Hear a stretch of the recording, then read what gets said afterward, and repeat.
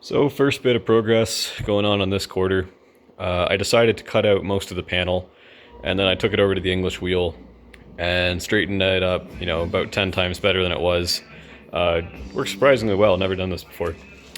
Now it's time to put the panel back in. So I have all these sheet metal butt clamps in there. Pain in the butt, I'll talk more about that later. We're gonna burn it in and we'll keep going from there. Okay, well, panel's all tacked in now. That's the hard part. The rest of it is just going around in a circle and finishing the welds. This isn't a how-to. I don't claim to know how to do anything. I just do it. Sometimes it works. Here's a few tips I figured out while working with these clamps. Get these from Harbor Freight. Cheap. They're like about $1 each. Works out too. I used 22 of them. If I had more, I would have used more. Like any clamp, you need 1,000,000 of them. So when you're putting them in blind, sometimes it helps to just tack this side of the clamp to the panel where it needs to be, and then it's not going to fall out while you're finessing the other end in. Now, these cheap ones come with this key stock that's square on the end. It makes it really hard to fit them in blind. If you can grind a lead in, or better yet, if you just have some rounded key stock laying around, these just slide in much easier when you can't see what you're doing. Then, for the positions where you have these in to where the key has to go in vertically, and you can't get a hand on both sides at the same time, I just put a little tack weld on them, and then this pin will drop in, and it will just stay in there. And then you can go around the other side and tighten the wing nut. Works pretty well. Ha! You thought I was going to show you my finished welds on the internet? Are you crazy? Nah, it's all done now. Put body filler on. Yes, there is still Bondo on the panel. Primed, sanded out pretty flat now. I mean, it's not blocked out like the rest of the car is. It's a little wavy, but at this point in the project, just trying to get stuff done. I mean, this is not a show car by any standard. It's going to be fine. It's not going to impact my enjoyment of this at all. So, moving forward. Hey, it's been a while since I've remembered to film anything. It's about 2 in the morning. Motor went in a couple days ago. I have not fired it up yet. I'm waiting on a few parts. The starter that I had for it wasn't right. It wouldn't work with the bell housing. Waiting on a gasket for the oil filter adapter and a bracket for the alternator since the one I had wouldn't work with the new intake. But it's looking good. Bodywork complete, other than just brushing off all the dust and one last pass through. I'm masking the car off. All goes well, I'm going to spray paint tomorrow, on the shell at least. I don't really need to mask off the bed because I'm going to be rollering it black afterwards. The under the rear window is going to stay black just for simplicity. But she's looking good.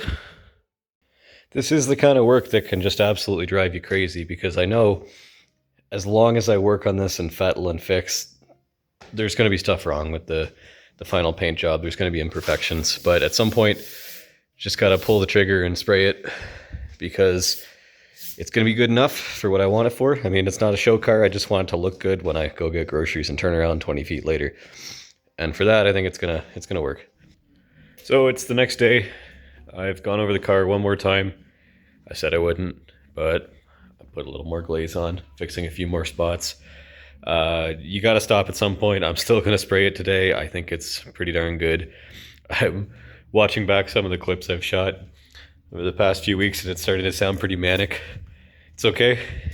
This is just part of the process, being slowly driven insane. These are the insane ramblings of a diseased mind. It's all part of building a car. Okay, here's the program we're running today. I just put fresh silica in a moisture trap, drained all the water out of the tank. It looked pretty gnarly in the moisture trap, so I need to run out and get a new air line because I figure mine's probably full of water and oil. We're going to be running Color Coat, which is this custom shop TCP Global Hot Rod Marine Blue. Got a hardener for it too. I have a little bit of reducer around just in case the gun's not spraying right. Then we're doing 3-stage. So I have an Interclear, which is this Speed Coat color blender.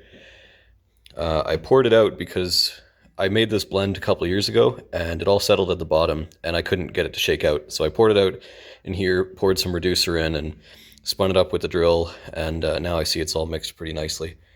On camera, that looks pretty crazy. It's kind of this purple, blue, opaque stuff. But in reality, when it goes on, of course, the more coats you put on, the more intense the sparkle gets. But with just 2, 3 coats, it's a pretty subtle result. It doesn't change the color of the base coat. So in there, I've got these paint with pearl flakes, which I highly recommend this company. This stuff's so cheap. They ship quick. I think they're actually based out of Colorado near me. And they just look great. They spray great. They're tiny little flakes. So we've got Inca Gold, Indigo Blue Metallic, Strato Blue, Silver Flake. And I think I also have some Eastwood Blue Pearl in there too. My memory's not the best. I put this blend together a couple years ago after spraying some test panels. And I don't have that jar around. So that's going to go on probably 2, 3 coats. I'm going to have one of the fenders sitting around so I can match that. And when it matches, I'm done. And then we're finishing up with just finish 1 FC720 with the medium hardener on there. And I'll probably run about 3 light coats of that. Just go by feel. I need to go back and look at the TDS sheets to remind my memory on this, but I think it's about 20 minutes between coats.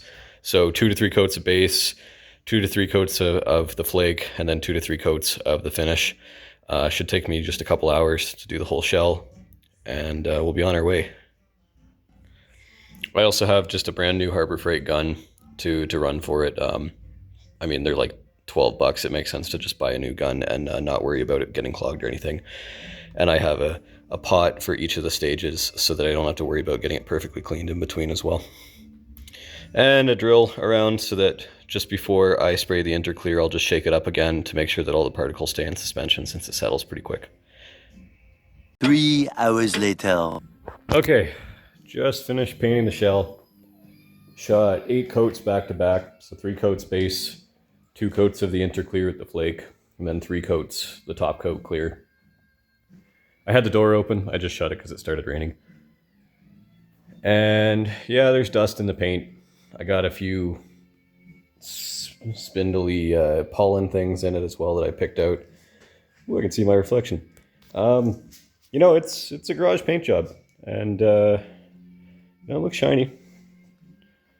I'm reasonably happy with how it looks so far.